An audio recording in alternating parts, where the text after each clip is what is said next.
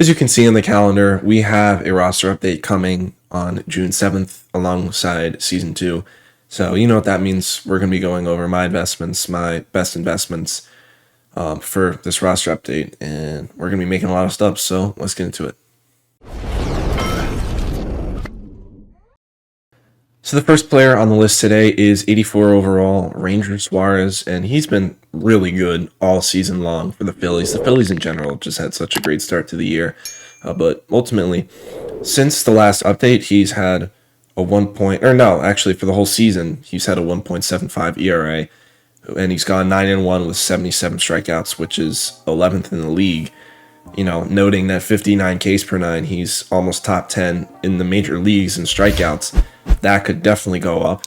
You know, since the last update, he's had one really good start where he went 7 innings, gave up 1 run against Texas. And then he had a pretty meh start. I think it was 5 innings, gave up 4 runs to Colorado. So, you know, ultimately he had one meh start, but he's pitching today, and that can really solidify his diamond candidacy. He's going for around 2,200, so a little more expensive. You know, he is an 84, though he's not an 83, and he could definitely go higher than an 85. The next player on this list is Chris Sale, and I don't know if I've ever seen a bigger lock this year for diamond than Chris Sale. I mean, he's just been so good. And if you look at his card, he needs a +1 to go to an 85. Like, if he doesn't go diamond, then there's something wrong with STS. Anyway, the thing about Chris Sale is that he pitches today against Oakland. The game probably started by the time this video's up. But, you know, since the last update, in the month of May, so not since the last update, he's had a .56 ERA with 45 strikeouts in 32 innings, and he's only had 2 walks. So, yeah, that's like just insane. And he's such a lock. I think he has potential to go to like an 87 this update. And I think he can really get to 87 if he has another really good start today. Only needs +1 for an 85, so you can only imagine how far he can go. And yeah, he is around 2,700. I honestly think that's still kind of worth it, because I think he's definitely going to go to 86, maybe 87. And yeah, the margins aren't going to be that big unless he goes to an 87, but you'll still be making a lot of stubs, and it's a safe investment. Moving on to another Philadelphia Philly, we have Matt Strahm, a reliever, and he's been insane this year. Like, he's been so underrated for some reason. I don't know why people aren't talking about Matt Strahm's season. He gave up 2 earned runs on opening day against the Braves, and he hasn't given up an earned run since, and it's June. Like, that's insane.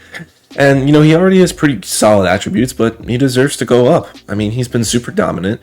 The sample size is there since the last update. He's been pitching a lot since May 17th, which was the last roster update. And I don't think STS has a choice. I think they have to give him diamond. You know, I wouldn't say has a proven track record in a sense where he hasn't been an elite pitcher. He's been like a pretty good, serviceable pitcher, but he hasn't been this good. But I don't think STS really has a choice, and he's at around 2,100. Could definitely go to an 86, and you definitely be making stubs. Now, Shota Imanaga has been the best pitcher in baseball up until his most recent start against the Brewers, where he gave up 7 runs in 4 innings, which was kind of annoying, you know, because we're all invested in him pretty much. But regardless, I mean, he's been really good this year, and I'd be surprised if he didn't get diamond. He has a start on Monday, or on Tuesday against the White Sox. Assuming he does well on that, that's the day before the cutoff. Assuming he's fine on that, gives up like 2-3 earned runs in like 5 or 6 innings. I think he'll still go diamond unless he has another bad start. I'd be shocked though. He is at around 1,900. He has dipped significantly since that start. So I think this is the perfect time to buy him. Even if he doesn't go up to an 85, this is still a really good price for Shota Imanaga considering his year. I mean, overall in the year, he has a 1.86 ERA with a 1 whip on the dot, even with a start that just gave up 700 runs. So I think definitely buy Imanaga now. The next player we have on the list is Marcell Ozuna from the Braves.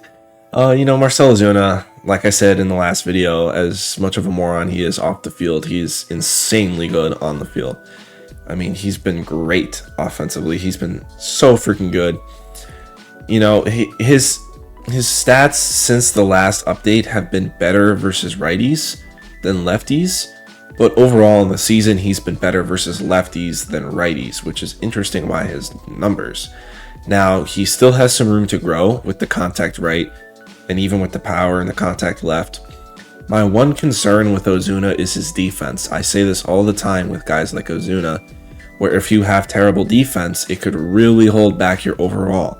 This was the whole thing with Bo Bichette last year, why it took him all the way till October to make Diamond, was because his defense was holding him back so much, where he could get like a plus 10 to an offensive stat and his overall would stay at an 84.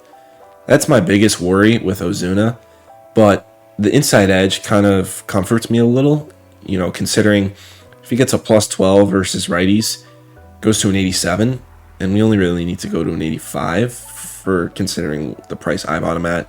He is at around 2,300, so you would like to go to an 86, but you'll still be making a lot of stubs off of him if he goes to an 85. It's not the biggest margins, This is a little more risky in my opinion, but if you bought him a while ago when he was at like 1,900, I would feel better.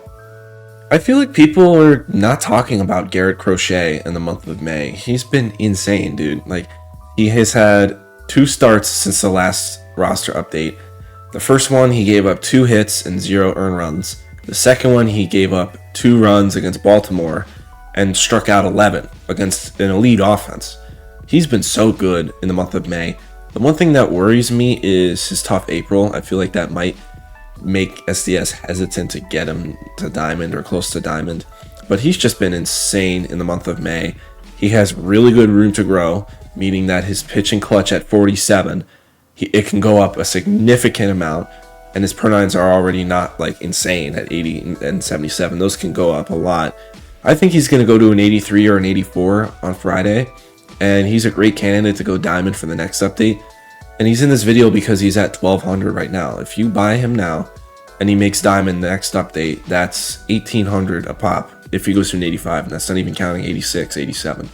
Here's another guy who is very similar to Garrett Crochet, except he was even better in April than Garrett Crochet. Tanner Houck has been a great pitcher so far this year for Boston. Since the last update, he's had 3 starts with a .9 ERA with 18 strikeouts. Overall in the year, he has a 1.85 ERA with a .96 whip. He's been elite all season long. He has insane room to grow. His per nines are 74.58 and the pitching clutch is 65. Those could all significantly go up. And I think he's a really, really strong Diamond candidate for next update. I think Tanner Houck is going to go up to a minimum 83 this update, maybe even an 84. Could even go Diamond, like he could. But I see that price at below 1,000, and I think, man, that's a steal. Looking forward to the next update, and he could even go Diamond this update. It would be pretty rare, but he could go to an 83 and 84. I think that's very reasonable, and then 86 maybe next update, and then all of a sudden you're making 27.50 per Tanner Houck. I feel like Kyle Bradish is like, no one really talks about him. I mean, he was insane last year. He went up all the way to an 84, never made Diamond, but he was just a really good pitcher last year. I think he was 4th in Cy Young voting for the AL, I think. Too bad Garrett Cole for my Yankees just was Garrett Cole. But anyway, Kyle Bradish was injured to start this season. And he recently came back like about 4 weeks ago, maybe 5 weeks ago. And he's been great ever since. He's picking up right where he left off. Kyle Bradish has been great. I mean, he's had 2 starts since the last update with 5 innings, 4 hits, and 1 run. And then 7 innings, 0 hits, and 11 strikeouts. Granted, it is the White Sox, but it's still a Major League Baseball team that he's pitching to. He's been amazing. He's super cheap.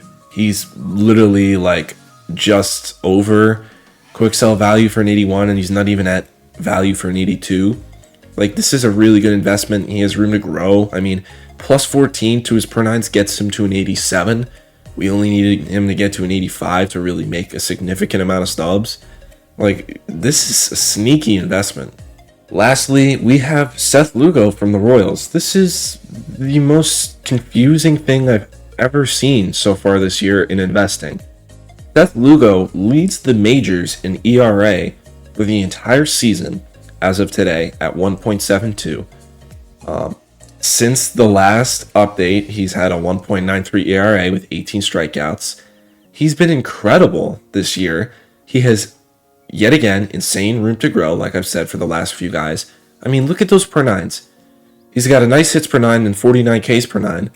Like, those can go up so much, and he's been so good, and he's only 600 stubs. He's valued at an 81.